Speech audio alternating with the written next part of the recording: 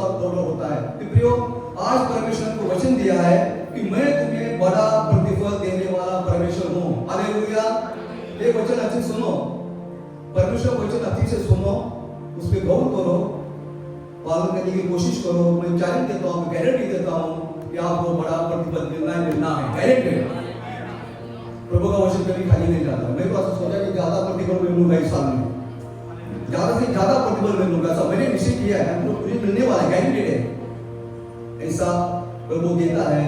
तो बड़ा काम करेंगे तो बड़ा प्रतिफल मिलेगा, छोटा छोटा काम करेंगे छोटा प्रतिफल मिलेगा। जैसा मैं गांव से लेकर ओलंपिक तक आपको उदाहरण दिया, उसका प्रतिफल बड़ा बड़ा बड़ा कैसा हो गया है। उसका जो प्राइज मिलता है ओलंपिक लेवल में, उसका प्राइज करोड़ों में होता है, करोड़ों में, 1000 2000 10,000 लाख में नहीं होता है। उसका प्राइस कितने में होता है? करोड़ों में उसका प्राइस होता है। हमेशा जिंदगी में घर बैठे वो खा सकता है, इतना पैसा उसको मिलता है। एक राज्य को उसको पैसा देता है, देश भी पैसा देता है, और जगत के उधर जो ओलंपिक है ना, वो भी उसको पैसा देता है। उस पैसे से मरने दम तक वो घर में बैठ के खाना खा सकता है, उतना बड़ा वो प्रतिफल होता है। हालेलुया। प्रियो, आज हमको प्रतिफल मिलना है, लेकिन छोटा प्रतिफल मिलने के लिए कोशिश मत करो। प्रभु का वचन है, मैं आपको बड़ा प्रतिफल दूंगा, क्योंकि उसका प्रतिफल बड़ा है। परमेश्वर मोटे प्रतिफल देनारा परमेश्वर है।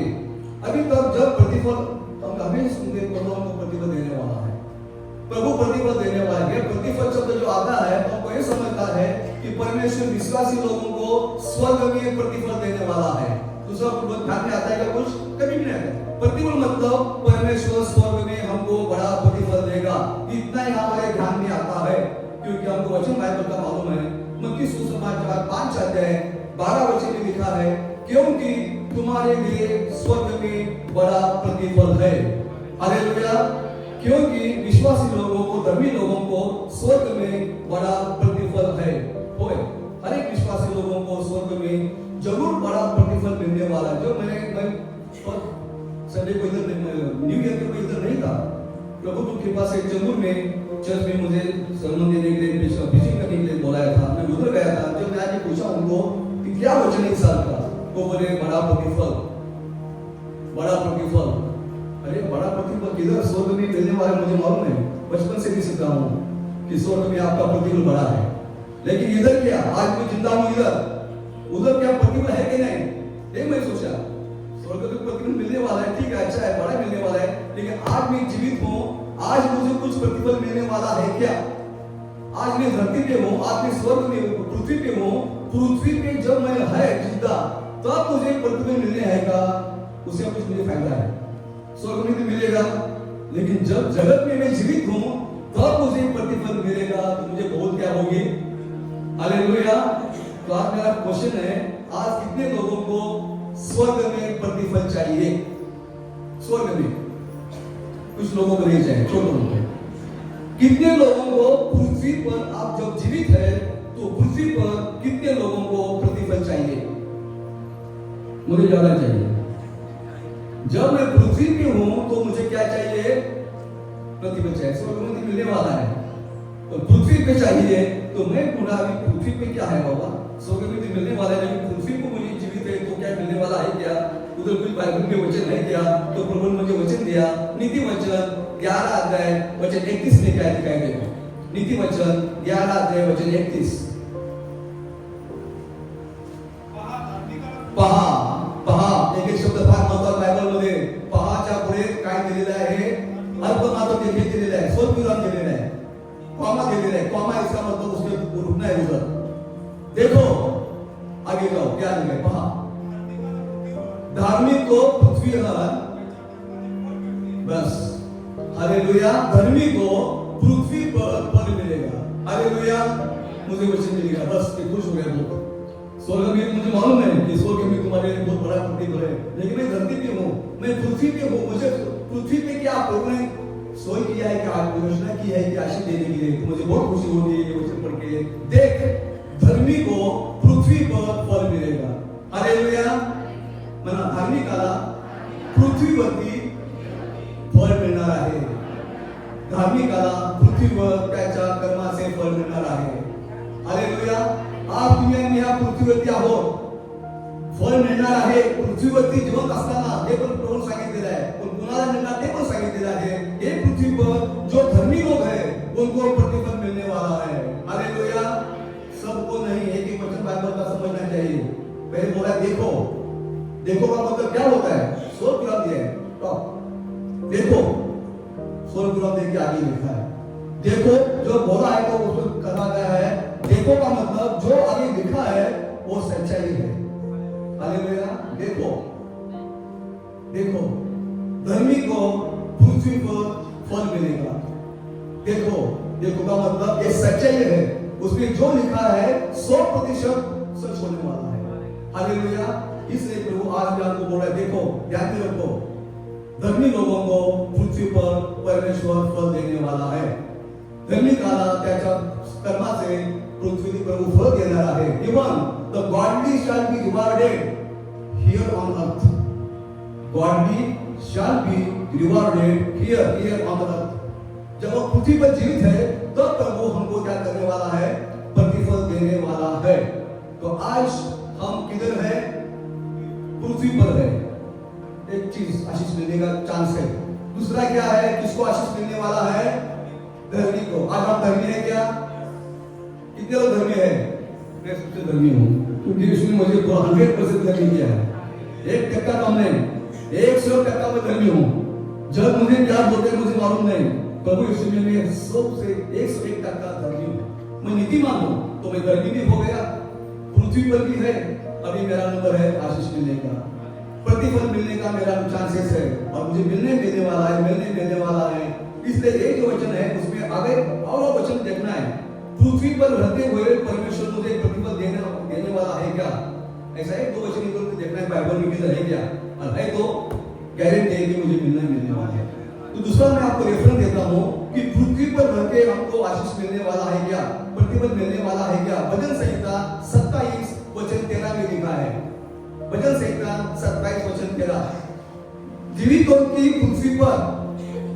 को पृथ्वी पर यहोवा की भलाई देखूंगा. या जिवंताच्या भूमीवर खात्रीने माझे कल्याण करेल. गॅरंटेड है. ये जीवित के भूमि पर यहोवा की भलाई देखूंगा. त्या पृथ्वीवर जिवंत असताना देवाच्या चांगुलपणाचा, देवाने माझं कल्याण केलेलं आहे, देवाने मला प्रतिफळ दिलेलं आहे, देवाने मला आशीर्वाद दिलेला आहे. मी पाहिन किधर I will see the goodness of the Lord in the land of living. जीवित की भूमी, पृथ्वीवरती आम्ही जिवंत आहोत. त्या जिवंताच्या भूमीमध्ये परमेश्वर खात्रीने माझं काय करेल? शब्द काय वापरलेला खात्री, गॅरंटेड. आता हे आशीर्वाद घ्यायचा की नाही तुम्ही ठरवायचं. पण प्रभूने वचन दिलेलं ना, त्यावर विश्वास ठेवला पाहिजे धार्मिक लोकांनी. आणि तसंच होगा ही गॅरंटी बाळगली पाहिजे. हे दुसरं वचन मी तुम्हाला दिलं की पृथ्वीत असताना परमेश्वर आम्हाला प्रतिफळ देणार आहे, आमचं कल्याण करणार आहे. देवाचा धार्मिक सेवक दावीद काय म्हणतो? स्तोत्र 23:6 मध्ये म्हणतो, निश्चय भलाई और करुणा जीवन भर मेरे साथ बने रहेगी. हालेलुया. भलाई और करुणा जीवन भर मेरे साथ रहेगी. आयुष्याचे सर्व दिवस माझे कल्याण व दया प्राप्त होईल. हालेलुया. आयुष्य के पूरे दिन परमेश्वर मेरी भलाई करते रहेगा, मुझे प्रतिफल देता रहेगा, मुझे आशीष देता रहेगा. ये उसकी क्या गवाही है.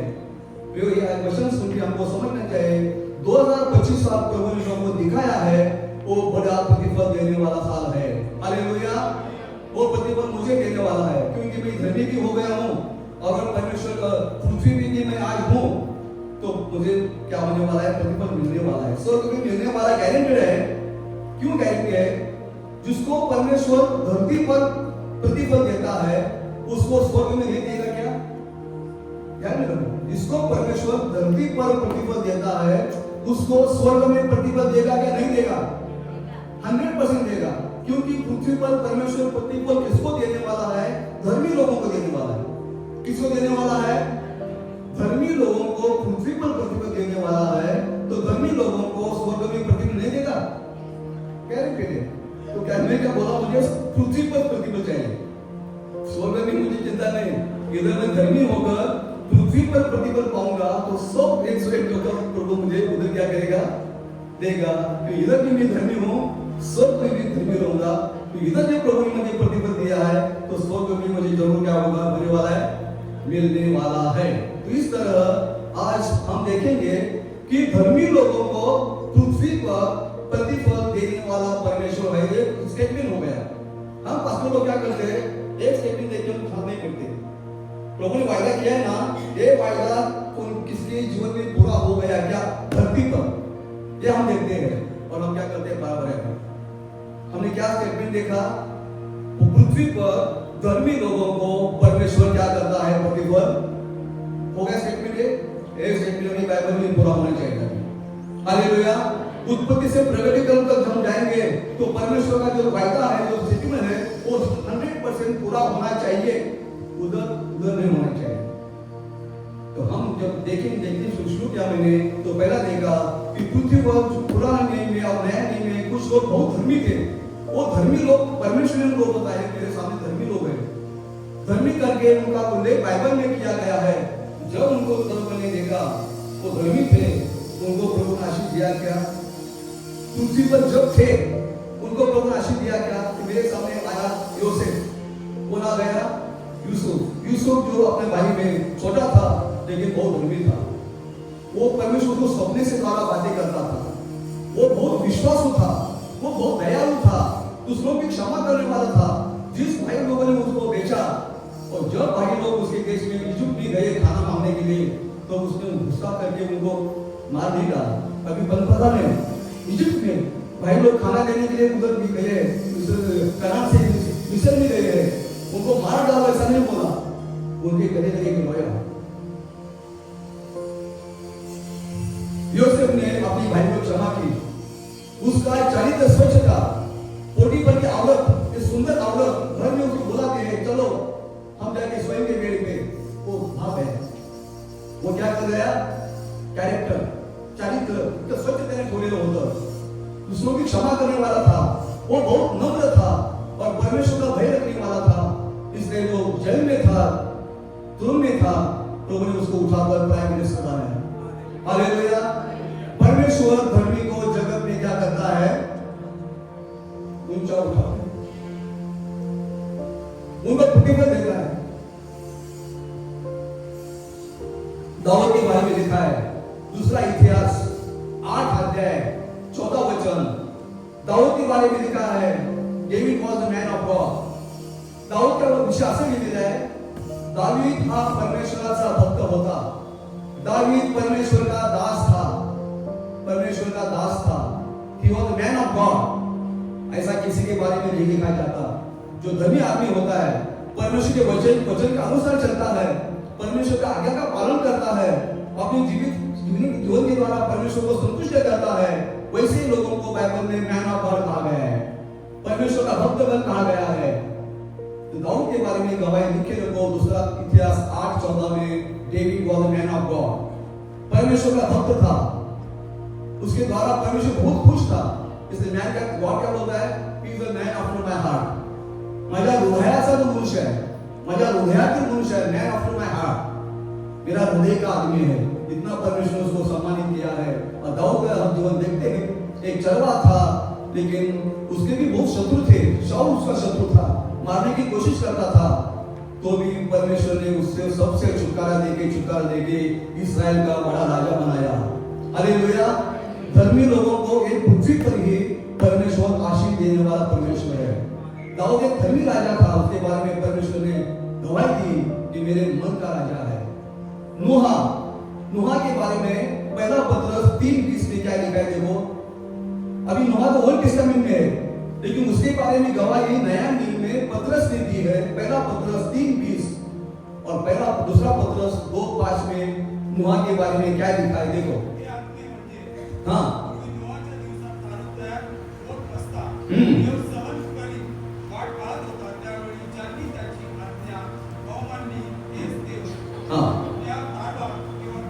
त्या कारवार केवळ 8 जन कि वो धर्मी लोग थे। सब लोगों का परमेश्वर नाश किया, वो दुष्ट थे, परमेश्वर आज्ञा के खिलाफ बर्ताव करने वाले थे, लेकिन 8 लोगों को बचाव किया, उसमें नूह था। और दूसरा पत्रस 2:5 में क्या लिखा है?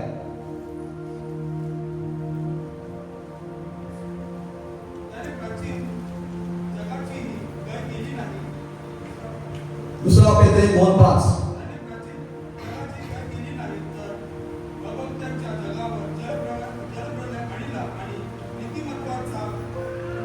नीतिमत्वाचा होता man of righteous preacher, man of righteous preacher, धर्मिक प्रचारक, धार्मिकतेचा प्रचारक, मॅन ऑफ रायचस प्रीचर, धार्मिकतेचा प्रचारक, धर्माचा प्रचार करणारा, देवाचा प्रचार करणारा, देवाबद्दल लोकांना सांगणारा, देवाकडे वळा, देवाचा आज्ञापालन करा, अशा प्रकारे सांगणारा धार्मिकतेचा प्रचारक करा म्हणजे धर्मिक का प्रचारक यूहन्ना नूह, उसका परिवार का परमेश्वर ने क्या किया? बचाव किया, एक ही फैमिली का किया. क्यों? धर्मी लोगों को परमेश्वर प्रतिफल देता है. हालेलुया. हे जिवंत असताना धार्मिक लोक होते, त्यांच्याविषयी देव सांगत होता हे धार्मिक लोक आहेत, माझ्या मार्गाने चालणारे लोक आहेत, मला संतुष्ट करणारे लोक आहेत. परमेश्वराने या जिवंताच्या भूमिकाच त्यांना सन्मानित प्रभूने केलेले आहे. चौथा व्यक्ती आहे अब्राहम, फ्रेंड ऑफ गॉड, देवाचा मित्र म्हणले त्याला, देवाचा मित्र म्हणलेला आहे. अब्राहमाच्या बाबतीमध्ये उत्पत्तीचा 12वा अध्याय 2 आणि 3 वचनामध्ये दिलेला आहे की अब्राहमाला देवाने आशीर्वादित केला की तुझ्याद्वारे मी एक मोठं राष्ट्र निर्माण करीन, तुझी संतती वाढो इतकी आणि ताऱ्यांची मी गणित करीन. जो वाढो है वो और जो तारे हैं उससे भी बड़ा संख्या में आपकी संतति को मैं आशीष दूंगा, आपके द्वारा जगत के लोगों को मैं आशीष दूंगा. इतना आशीष अब्राहम के ऊपर परमेश्वर ने क्या किया है? दिया है. और अब्राहम बहुत आशीषित था. सोना चांदी ऊंट जो भी जगत में है वो सब उसके पास मालामाल हो गया था. इतना आशीष अब्राहम को परमेश्वर ने दिया और परमेश्वर वो अब्राहम का आशीष आज आपको मुझे देना चाहता है, क्योंकि हम अब्राहम के संतान यीशु के द्वारा बन गए हैं. तो अब्राहम की गवाही क्या है? Abraham was a man of obedient, आज्ञा धारण करने वाला मनुष्य, जिसको जिधर गांव में जाना है उधर चले जाओ ऐसा बोलते हैं. अपना गांव छोड़ के लो, रिश्तेदार छोड़ को, जिधर मैं जा रहा हूं कुछ मालूम नहीं, मी कुठे जात आहे माहित नसताना अब्राहम देवाच्या आज्ञेप्रमाणे आपला पूर्ण देश सोडून काय गेलेला आहे? निघून गेलेला आहे. ओबीडिएंट, जो परमेश्वर बोलता है उसका बर्ताव करना, त्याने आज्ञा पालन केलेलं है. He had a great faith on God. परमेश्वर के ऊपर उसका बड़ा विश्वास था, इसलिए विश्वास से वो चला गया. अपने बच्चों को मारने के लिए उसने पीछे नहीं हटा. एक लड़का उसे मिला है, उसके द्वारा उसकी संतति बढ़ने वाली है. परमेश्वर बोलता है उसको मेरे लिए क्या करो? कुर्बानी करो, अर्पण करो, तुरंत चाकू निकाल मारने के लिए. इसका बड़ा विश्वास, अपने बच्चों को भी मारने के लिए तैयार हो गया. ऐसा एक आज्ञाधारक, बड़ा विश्वासु, प्रभु के लिए क्या करने के लिए तैयार होने वाला आदमी, उसको बाइबल में लिखा है Abraham was a great blessing. परमेश्वर ने अब्राहम को बहुत आयत के आशीषित किया. जीवित था तभी उसकी धर्मी का प्रतिफल परमेश्वर ने अब्राहम को दिया है. हालेलुया. ये दोनों सेंटेंस में आपको बता दूं, तो आपका सब स्टोरी आप पढ़ सकते हैं. ये दोनों सेंटेंस में उनके बारे में मैं बता रहा हूं कि परमेश्वर जीवितांच्या भूमीवर पृथ्वी असताना धार्मिक लोकांना आशीर्वाद देतो है. उदाहरण में तुम्हारे देता है. सबसे बड़ा उदाहरण योग 42 वचन 10 क्या दिखाई देतो. योगाचं पुस्तक ऐसा 42 अध्याय 10 वचन. बाइबल निकालने के लिए थोड़ा सीखो, प्रॉपर बाइबल निकालना चाहिए और जोर से पढ़ना चाहिए. जितनी ताकत है ना वो ताकत करके पढ़ना चाहिए. जो अय्यूब ने अपने मित्रों के लिए प्रार्थना की, सारा दुख दूर किया. पहले था हालेलुया, दुगुना प्रतिफल दिया, दुगुना आशीष दिया अय्यूब को, क्योंकि अय्यूब जो व्यक्ति था वो उसके बारे में हम देखने वाले हैं. याकूब की पत्री 5 अध्याय 11 वचन में याकूब ने योग के बारे में लिखा है. देखो ओल्ड टेस्टामेंट में लोग हो गए हैं, लेकिन उनकी गवाही हमेशा लोग देते गए हैं. तो नए नियम में उनका उल्लेख किया है. याकूब 5:11 में क्या लिखा है? ज्याने सहन केले ज्याला आपण धन्य म्हणतो. तुम्ही योगाच्या फिराविषयी ऐकलेले आहे, पाहिला आहे. परमेश्वर का हेतु आपको देखा है. परमेश्वर हेतु आपके बारे में ये है कि जब हम धर्मी लोग पृथ्वी पर है तो हमको बड़ा प्रतिफल देना, ये परमेश्वर का उद्देश्य है. हालेलुया. माझे लोक जेव्हा पृथ्वीवरती असतील त्याला मोठं प्रतिफल देणं ही देवाची योजना आपल्यासाठी आहे. पण योग आला, ते मोठं प्रतिफल मिळण्यापूर्वी योग को जो बड़ा प्रतिफल मिला, उस मिलने के पहले वो बहुत दुख से पीड़ा से, बीमारी से निकल गया है। हालेलुया। उसके सब बच्चे मर गए हैं, उसकी जो जायदाद थी, जानवर, वो सब मर गए हैं, उस शरीर के बड़ी बड़ी पीड़ा आ गई है, बीमारी आ गई है, तो भी उसको मालूम था कि मेरा परमेश्वर जीवित है और मुझे वो जीवित की भूमि पर, एक पृथ्वी पर ही मेरा परमेश्वर मुझे आशीष देगा। हालेलुया। माझा परमेश्वर जिवंत आहे, तो या पृथ्वीमध्येच मला आशीर्वाद देईल, ही त्याला गॅरंटी होती, म्हणून वचन दिलेलं आहे की वेट पेशंटली। त्याने सर्व दुःख सहन धीराने सहन केलं, धीराने सहन केलं, धीराने सहन केलं। जो धर्मी लोगों को बहुत तकलीफ जाना पड़ता है, लेकिन एक मालूम होना चाहिए कि मैं धर्मी हूँ, परमेश्वर मुझे बड़ा प्रतिफल देना चाहता है। हालेलुया। आज मैं कितने भी तकलीफ से, बुराई से जा रहा हूँ, लेकिन मैं उधर नहीं रहने वाला हूँ, उधर से मैं बाहर निकलने वाला हूँ और प्रभु मुझे आशीष देने वाला है। जो धर्मी लोगों को मालूम होता है तो वो सब दुख से दुख, पीड़ा धीरज से सहन करते हैं। उसने परमेश्वर को दोष नहीं लगाया। तो बाइबल में लिखा है कि योग जैसा धर्मी व्यक्ति जगत में कोई नहीं था। ऐसा मैं परमेश्वर आप मेरे लिए बोलता है तो इतने तकलीफ से मुझे देता है, क्या मैं आपका दुश्मन हूँ? इतना पाप मैंने किया है? बाइबल लिखता है उसने परमेश्वर को दोष नहीं लगाया। हालेलुया। He didn't criticize परमेश्वर, गॉड। परमेश्वर को उसने दोष नहीं लगाया, चुपचाप बैठा। धर्मी लोग ऐसे करते हैं, कितने भी तकलीफ या दुख को शांतता आणि श्रद्धा या तुमचं सामर्थ्य है। एशिया में हमेशा लोगों को बताता है, जब बहुत तकलीफ से लोग आते हैं ना, पशु प्रार्थना करो, प्रार्थना करो में बोलता है शांतता और धीरज में आपका प्रतिफल है। हालेलुया। एक सब शांतता से, धीरज से सहन करो, प्रभु आपको प्रतिफल देने वाला है। एक योग के बारे में धर्मी लोगों को पृथ्वी पर परमेश्वर आशीष देता है। नए नियम में एक वचन देना चाहता हूँ। एक व्यक्ति, धर्मी व्यक्ति थी, उसके बारे में क्या लिखा है? प्रेरितों का काम 9 अध्याय 36 से 2-3 वचन आगे लिखो तो पढ़ो। प्रेषित कृत्ये 9 अध्याय 36 पासून 2-3 वचन कोणत्या एक धार्मिक स्त्रीबद्दल दिलेले आहे पहा त्या ठिकाणी। मोठ्याने वाचा, मोठ्याने वाचा। याकोबमध्ये तबीता उर्फ दुर्गस या नावाची एक कोणी स्त्री होती। ती सत्कृत्य आणि दान धर्म करण्यामध्ये तत्पर, म्हणजे उत्साही होती। आजारी पडून मरण पावली। बरोबर।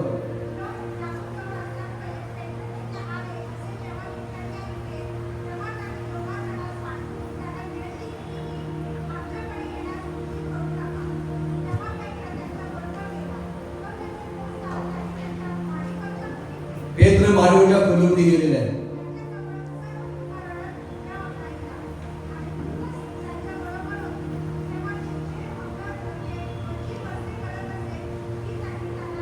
दाखविली।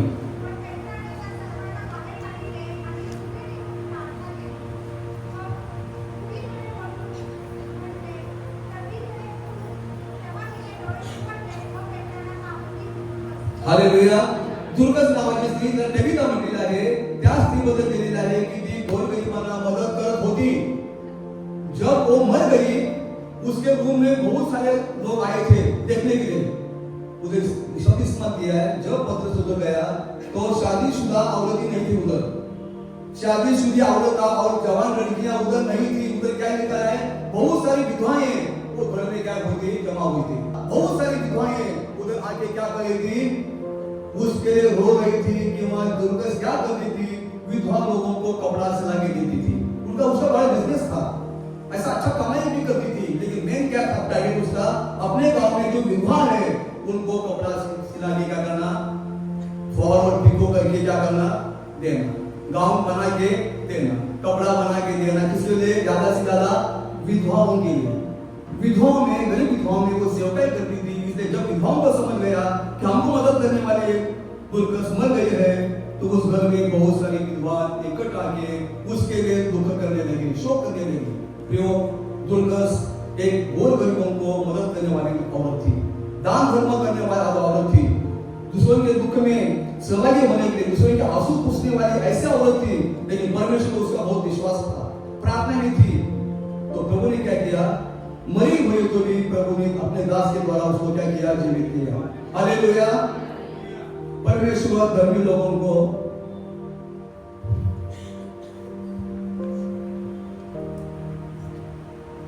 जब हम पृथ्वी पे है तब प्रभु प्रतिफल देता है।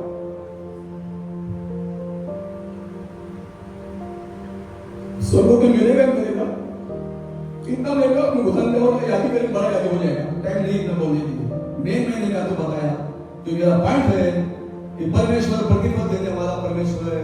परमेश्वर पृथ्वी पर भी धर्मी लोगों को क्या करता है, आज हम पृथ्वी पे है, आज धर्मी है, प्रतिफल मिलना ही मिलना चाहिए, नहीं मिला तो ऊपर वो कंप्लेन नहीं कर सकते, आपकी कुछ गलती रहेगी, इसलिए आपने आपको नहीं मिला है। तो आज परमेश्वर के धर्मी जीवन जीने वाले लोग सब धर्मी नाम लेके कुछ फायदा नहीं, मैं धर्मी हूँ, मैं धर्मी हूँ। धर्मी लोग ने देखा, हमने यूसुफ देखा, दाऊद देखा, नूह, युवराज, अय्यूब, उन धर्मी लोगों ने अपनी धार्मिकता अपने आचरण से प्रकट की है। हालेलुया। त्यांनी आपलं धार्मिक जीवन कृतीतून प्रकट केलेलं आहे। मग त्यांचा विश्वास, त्यांचा दान धर्म, त्यांची प्रार्थना, त्यांचा आज्ञा पालन, त्यांनी काही ते केलेलं आहे। प्रतिफल कब मिलता है, कुछ करने के बाद। बस जीवन में बताया कि प्रतिफल का मतलब इनाम, पेमेंट ही मिलता है, कुछ पगार मिलता है, मजदूरी मिलता है। कब मिलता है मजदूरी, बिना काम करे मिळते क्या? पुरस्कार, बक्षीस हे केव्हा मिळतं, त्यासाठी काहीतरी केलं तर बक्षीस मिळतं। कुछ कुणाला बक्षीस मिळतं का? कुछ ना कुछ करना चाहिए। तो परमेश्वर धर्मी लोगों को प्रतिफल देने वाला है, लेकिन धर्मी लोगों ने कुछ तो कुछ करना चाहिए प्रभु के नाम से, तो आपको गारंटी मुझे कुछ मिलेगा बाबा। धर्मी लोगों ने परमेश्वर के वचन के अनुसार जीवन जीना चाहिए। सिर्फ बाइबल चर्च में आके वचन सुनना, वचन पढ़ना कुछ फायदा नहीं हो जाएगा। धर्मी लोग वचन सुनते हैं और वचन के अनुसार अपना जीवन क्या करते हैं, जीते हैं, वचनाप्रमाणे के आचरण करता, त्याला धार्मिक म्हटलेलं आहे। धर्मी लोगों का नैतिक जीवन, कैरेक्टर बहुत अच्छा होता है, उनको भी पाप करने का मोह होता है। आजू बाजू के लोग सब गंदगी है, पाप है, सब है, उसमें हम जीते हैं। हमारे फ्रेंड सर्कल जिधर हम काम करते हैं, वो दारू पीने वाले, व्यभिचार करने वाले, ये करने वाले रहेंगे, लेकिन उधर भी मैं धर्मी जीवन जीऊंगा। उनके साथ पार्टी में मैं 30% को नहीं जाऊंगा। बहुत सारे 30% लोग लॉज में गए, बाहर में गए हैं, क्या किया गए, आपको बोलेंगे कि आप हमारे साथ काम करने करता है ऑफिस में, आप हमारे साथ चलो, आपको जिम्मेदारी में नहीं आ सकता। मैं 30% है, मेरा लास्ट दिन है, मैं परमेश्वर के साथ प्रार्थना करूंगा, परमेश्वर की स्तुति आराधना करूंगा, प्रभु ने मुझे जो आशीष दिया उसके लिए मैं धन्यवाद करूंगा। इसलिए मैं नहीं आऊंगा, मैं मेरे चर्च में जाने वाला हूँ, मैं प्रार्थना करने वाला हूँ। ऐसा कुछ अलग होना चाहिए, उसी बोलता है अच्छा नैतिक जीवन जीना चाहिए। धर्मी लोग हमेशा पाप से दूर रहने की कोशिश करते हैं, पाप करने का कोशिश नहीं करते, लेकिन पाप से दूर, पाप करने का मोह आता है, प्रसंग आता है, लेकिन पाप से थोड़ा दूर रहने की क्या करते हैं, हमेशा कोशिश करते हैं। धर्मी लोग परमेश्वर का गाइडेंस देने के लिए लास्ट ईयर था, ईयर ऑफ डायरेक्शन, मार्गदर्शन मिलने का साल। डायरेक्शन किसको मिलता है, जो प्रार्थना करता है उसको परमेश्वर दिशा दिखाता है। जो पतरस प्रार्थना करता था तो बोला जो करने लेके घर में जा, वो उधर प्रार्थना कर रहा है, उधर प्रार्थना करके वहीं बैठ, करने लेके घर में जा, वो आपकी बाट देख रहा है। जो प्रार्थना करता था तो उनसे डायरेक्शन दिया, जब करने लेके घर में गया तो करने ने अपने सब लोगों को, रिश्तेदारों को इकट्ठा करके पतरस की बात देख रहा था। देखो गाइडेंस, आपको धर्मी लोगों को परमेश्वर का गाइडेंस होना चाहिए। तो धर्मी लोगों का प्रार्थना का जीवन स्तर बड़ा होना चाहिए, ज्यादा से ज्यादा प्रार्थना में समय बिताना चाहिए। परमेश्वर क्या बातें करता है, मुझे क्या सिखाता है, परमेश्वर का वचन पढ़ने में ज्यादा समय बिताना चाहिए। धन्य है वो जो परमेश्वर का वचन का मनन करते हैं, धन्य है वो कि देवाच्या वचनाचं रात्रंदिवस काय करतात, मनन करतात। धर्मी लोग परमेश्वर का वचन पढ़ने में समय बिताते हैं। धर्मी लोग हमेशा गरीबों को मदद करते हैं। हालेलुया। हमारे चर्च में जो भी विधवा लोग रहेंगे, जो तकलीफ से जा रहे हैं, उनको हमेशा कुछ ना कुछ मदद करने की कोशिश करो। इस साल बहुत सारे लोगों ने विधवा लोगों को मदद की है। पास्टर ने कहा मुझे समझ है क्या चला है क्या नहीं, बहुत सारे लोगों ने विधवा लोगों को मदद की है, बहुत अच्छा काम किया है। जो गरीब है हमारे चर्च में, विधवा है, अनाथ है, उनके तरफ थोड़ा ध्यान देना चाहिए, उनको मदद करने की कोशिश करना चाहिए। धर्मी लोग क्या करते हैं, हमेशा दूसरों की क्षमा करते हैं। नहीं, कुछ चर्च में लोग आते हैं, एक दूसरी बातें नहीं करते, सालों साल चर्च में आते जाते, लेकिन बातें नहीं करते। तो धर्मी कहा जाता है क्या? आप रहेंगे, स्तुति आराधना करते रहेंगे, गाना गाते रहेंगे, चर्च में आता रहेंगे, हर संदेश चर्च में आ करेंगे कि परमेश्वर के सामने आप धर्मी नहीं है। तभी बोलता है परमेश्वर मैं इतने आपको क्षमा करता हूँ, आप अपने भाई को भर की क्षमा नहीं करते। चर्च में आते जाते और न बातें करते जाते हैं। यूसुफ ने कितना सूद लेना था भाइयों का, यूसुफ ने उनके गले लगा के उनकी क्षमा किया, पद प्रदान हो गया। प्रियो जब चर्च में आते हैं ना, एक दूसरे के साथ कुछ ना कुछ गड़बड़ हो नहीं, ऐसा नहीं। मत का अलग अलग होने का विचार अलग होता है, दुरावा होता है, गुस्सा आता है, सब आता है, लेकिन एक दूसरे की तुरंत क्या करना चाहिए?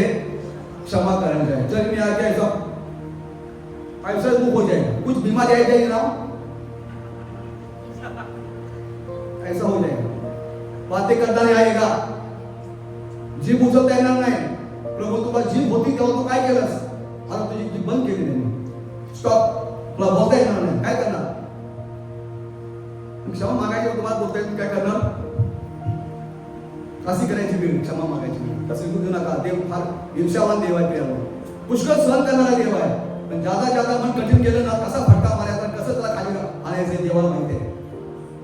अनेक धार्मिक लोकांना प्रतिफळ मिळत नाही, कारण तुम्ही देवाच्या वचनावर जीवन जगलेला नाही, देवाच्या इच्छेने जीवन जगलेला आहोत। धार्मिक जीवन जगला, पण देवाचं धार्मिकता तुमच्यामध्ये नव्हती, प्रतिफळ मिळाले नाही, त्या दुःखामध्ये, निराशेमध्ये, अस्वस्थतेमध्ये जीवन गेलेलं आहे।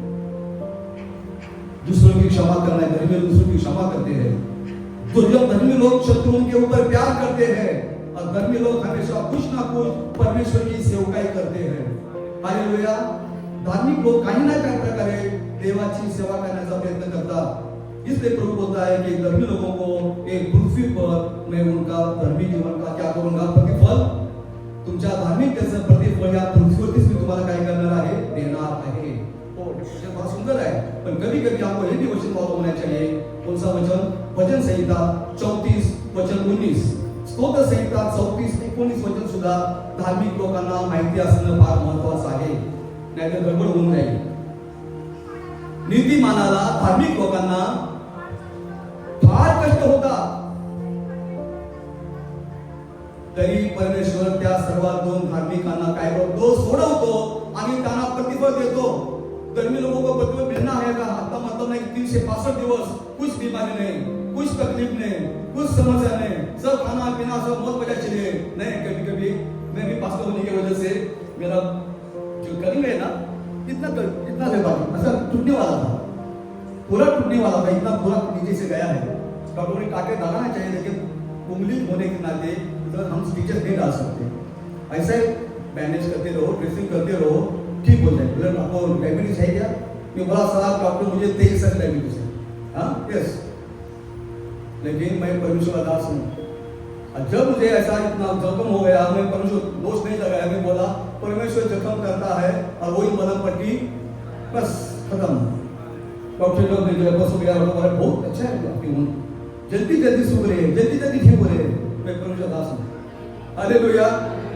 डायबिटीज होने की वजह से अभी मैं बोला एक तो ड्रेसिंग करो और पट्टी फेंक दो। अभी पट्टी की जरूरत, ड्रेसिंग की जरूरत अभी नहीं है, खुला रखो, आपकी जख्म चंगी हो रही है।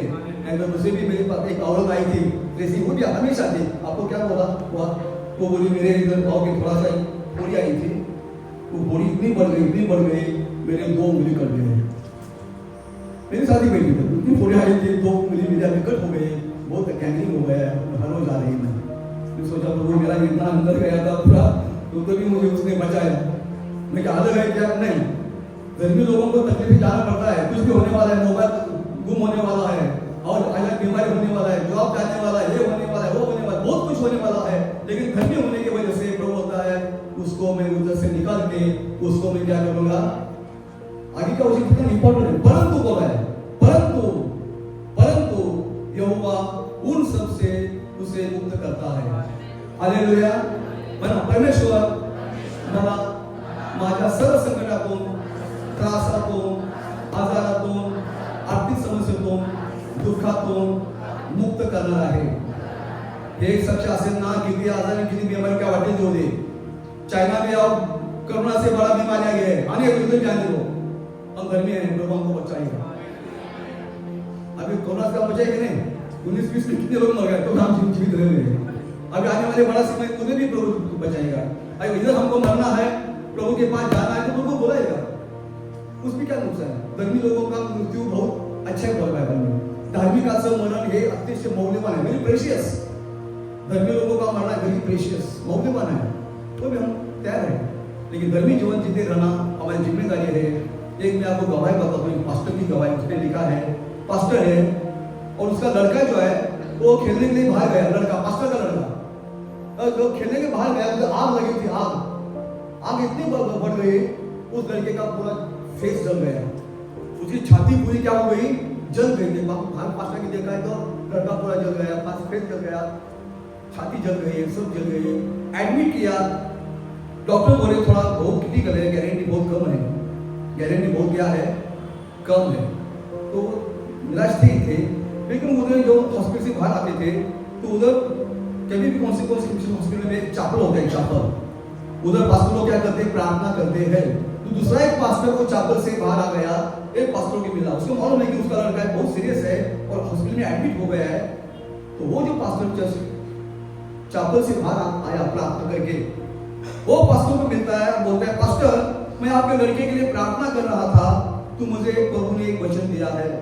कौन सा वचन दिया? मैं प्रार्थना करते समय वचन संहिता 27, देखो वो ये क्या 27:11 में पढ़ा है, 27:13। जब मैं प्रार्थना करके आपके लड़के के लिए प्रार्थना करके बाहर आता था तो प्रभु ने मुझे वचन संहिता 27:13 वचन दिया। क्या दिया? बोलो। या जिवंताच्या भूमीवर परमेश्वर खात्रीने माझे कल्याण करेल, जीवित की पृथ्वी पर यहोवा मेरी भलाई करेगा। ये वचन प्रभु ने मुझे दिया है। वो जो पास्टर जिसका लड़का पूरा जल गया है, तो पास्टर ने उसको वचन दिया कि जीवित की भूमि पर परमेश्वर धर्मियों को उसका प्रतिफल देगा। इतना खुशी हो गई, अरे ऐसा है, पृथ्वी पर धर्मिकों को प्रभु प्रतिफल देने वाला है। मेरा लड़का जीवित रहेगा। वो उधर कन्फ्यूज कर रहा है, मेरा लड़का नहीं मरेगा।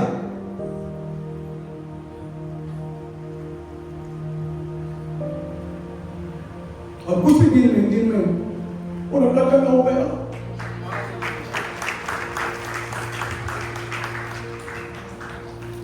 पास्टर ने गवाही दी, मेरा लड़का चंगा हो गया, क्योंकि इस जीवित की भूमि पर परमेश्वर मुझे प्रतिफल देने वाला है, तो मेरे लड़के को जीवित करेगा, उसको नहीं मरने देगा। तो उस कॉन्फिडेंस आ गया, विश्वास आ गया। तो आज ये वचन सुनते आपको मेरे में ऐसा विश्वास आना चाहिए कि ये बरस बड़ा प्रतिफल का बरस है। देख, धर्मी को पृथ्वी पर प्रतिफल मिलेगा, धार्मिकाला पृथ्वीवरती प्रतिफल प्रभू देणार। आणि ह्या वर्षात तुम्ही विश्वास ठेवला तर वर्षभर काय वाटेल ते होईल, तुम्ही याने घाबरणार नाही। पण प्रियानो, ज्या गोष्टी धार्मिक लोकांनी जीवनामध्ये शिकलेलो आहोत त्या गोष्टी करण्याचा आपण काय करूया, प्रयत्न करूया। ही गोष्ट शेवटची फार महत्त्वाची गोष्ट आहे। दुसरे शमूएल याचा 9वा अध्याय 3ऱ्या वचनामध्ये काय दिलेले आहे पहा। 2 Samuel chapter 9:3, very important verse, underline करून ठेवा। राजाने दाऊद राजा आहे, दाऊद राजाने विचारले, याच्यावर देवा प्रित्यर्थ दया करावी।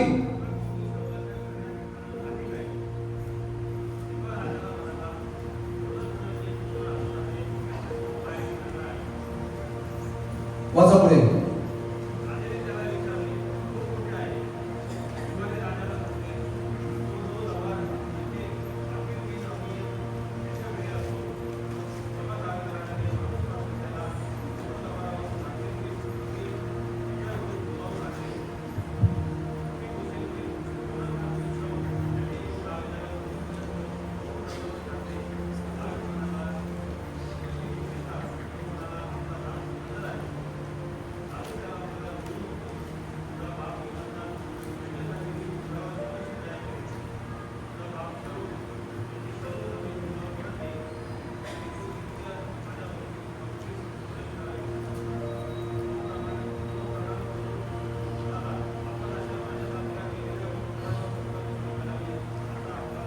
बस मी वाचतो हिंदी मध्ये श्रवण केला सर। राजा ने पूछा, दाऊद राजा है, क्या शाऊल के घराने में से कोई अब तक बचा है जिसको मैं परमेश्वर की सिंह प्रीति दिखाऊं?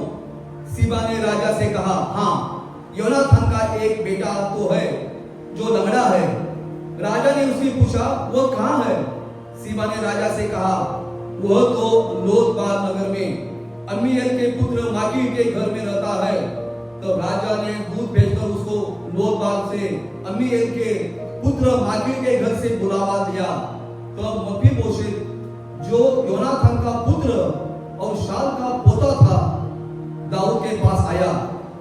तब मुंह के बल की के दंडवत किया।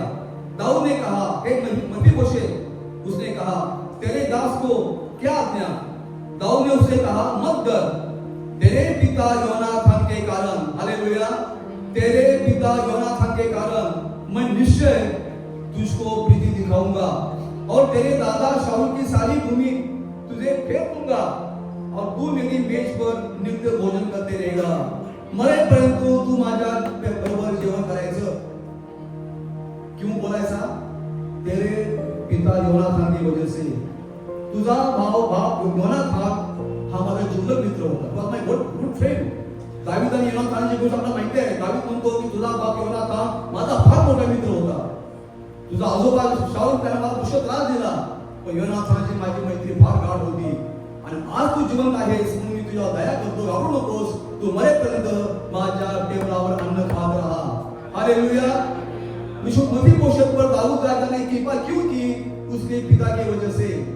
हालेलुया। त्याच्या बापामुळे केलेले आहे। इसमें काय सीखना है? जब हम धर्मी होते हैं तो हमारे बच्चों और पोते को प्रवासी देता है। योनाथन तो कहते हैं, आपके पिता की वजह से मैं आपको आशीष दूंगा।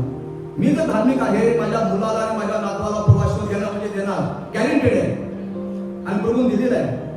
मला माझी साक्ष सांगायला पाहिजे, प्रभू चालणार नाही। तर प्रभू धार्मिकाला प्रतिबंध देतो, तर मी धार्मिक आहे आणि गेले 71 वर्ष मी धार्मिक आहे, प्रभूची सेवा करत आहे, प्रभूने माझं कल्याण केलेलं आहे।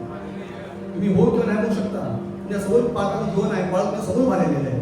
मी गॅरंटी सांगू शकतो की माझ्या घराण्याचं प्रभूने कल्याण केलेलं आहे, माझ्या घराला प्रभूने आशीर्वाद दिलेला आहे। छाती ठोकून सांगू शकतो, जिवंताच्या भूमीत मी देवाचा चांगुलपणा जांभूळ घेतलेला आहे। माझ्या मुलाला प्रभूने आशीर्वाद केलेला आहे। मुलाच्या पेक्षा माझा नातू 14 महिन्याचा असताना अमेरिकेला जाऊन आलेला आहे। हालेलुया। 14 महिन्याचा असताना अमेरिकेला जाऊन आला आणि त्याची मुलं आली तुम्ही फिरते माहिती नाही। समोर उदाहरण नुसतं बायबलमध्ये बघायचं ना, आपल्याला पण आहे का तसा अनुभव मिळालेला? मी वर्णन समोर 71 वर्ष म्हणजे माणसाचं आयुष्य संपलेलं लक्षात घ्या। बायबलप्रमाणे माणसाचं आयुष्य किती आहे? 70 वर्ष आहे। ही माझा बोनस आहे। 70 वर्ष माझं स्वप्न गेलो। मग 70 वर्षामध्ये काय देवाचा अनुभव घेतला मी सांगायला नको लोकांना? सेवा करून गेलो, अरे सेवा करून तुला अनुभव काय आला? धार्मिकाला प्रभू पृथ्वीवर प्रतिबंध देतो, त्याला तुला काय अनुभव आला का? 100% मला अनुभव आलेला आहे आणि प्रभूने माझ्या कुटुंबाचं कल्याण केलेलं आहे, मला आशीर्वादित केलेलं आहे। माझी साक्ष आहे, कारण देवाचं वचन जर बायबलमध्ये योसेफला अनुभव आलेला आहे, दाऊदला आलेला आहे, नोहाला आलेला आहे। आज आम्ही जर धार्मिक आहोत तर तो परमेश्वर माझाही परमेश्वर, तो मलाही आशीर्वाद देणार आणि तुम्हाला पण आशीर्वाद देणार, कारण तुम्ही पण धार्मिक आहात। प्रियानो, फक्त हे वचन फार चांगलं आहे, फार चांगलं आहे, फार चांगलं आहे म्हणून पाठ करून उपयोगाचं नाही। इयर ऑफ ग्रेट रिवॉर्ड, मोठं प्रतिफळ जर तुम्हाला ह्या वर्षी पाहिजे असेल तर आजपासून जे वचन ऐकलेली आहेत ते पाळायला सुरुवात करा, अधिक प्रार्थना करा, अधिक वचन वाचा, गोरगरीबांना, अनाथ विधवांना मदत करा, काही ना काही देवाची सेवा करा, देवाच्या मार्गाने चाला, देवाला संतुष्ट करण्याचा प्रयत्न करा आणि मग येणाऱ्या वर्षी किती मोठ्या साक्षी होतील। त्रास येईल, अनुभव येईल, आजार येतील, संकट येतील, पण धार्मिक असल्यामुळे त्यातून तुम्हाला मला प्रभू काय काय बाहेर काढेल आणि मग खऱ्या अर्थानं हे वर्ष आशीर्वादाचं वर्ष गेलं, ह्या साक्षी होतील आणि त्या नावं द्यायची वर्षाला अनुभव तर काहीच नाही, त्याचा काय उपयोग नाही। तेव्हा प्रभू आज जे काय मला प्रभू सांगितलं मला बाहेर होतं मला की धार्मिकाला स्वर्गात प्रतिबंध मिळतो। मी आज पृथ्वीवरती आहे, पृथ्वीने देवाने काही सोय केली का यासाठी मी वचन वाचलं आणि मला आलं की ह्या पृथ्वीवरती जिवंत असताना देव धार्मिकाला काय करेल प्रतिफळ, बस हालेलुया। इथं पदवी मिळाली, पदवी मिळणार पाहिजे, मिळणार, गॅरंटी आहे। देव करो आणि पृथ्वी जिवंत असताना तुम्हाला मला हे प्रतिफळ मिळण्यासाठी देवाने योजना केलेली आहे, ती मिळावं देवाची इच्छा आहे, ती मिळवण्याचा प्रत्येकाने आटोकाट प्रयत्न करा। हे 2025 साल मोठ्या प्रतिफळाचं वर्ष आपल्याला अनुभव आलेला आहे। ती प्रचिती this new year 2025 is the year of great reward, let experience the great reward. या मोठ्या प्रतिफळाचा अनुभव घेऊ करू, या वचनाप्रमाणे आपला